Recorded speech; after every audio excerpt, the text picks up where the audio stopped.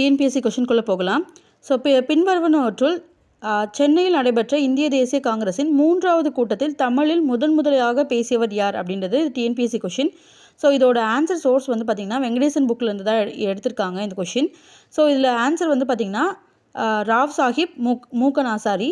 So இவரை பற்றி ஒரு சில இம்பார்ட்டன்ட் பாயிண்ட்ஸ் வந்து பார்க்கலாம்.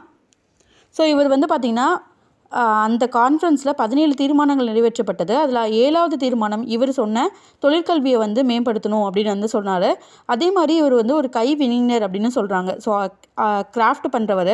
ஸோ இவர் வந்து கும்பகோணம் பிரதிநிதியாக வந்து தேர்ந்தெடுக்கப்பட்டார். ஸோ இவர் வந்து முக்கியமாக சொன்னது தொழிற்கல்வி நிலையம் வந்து நாடு ஃபுல்லாக அமைக்கணும்.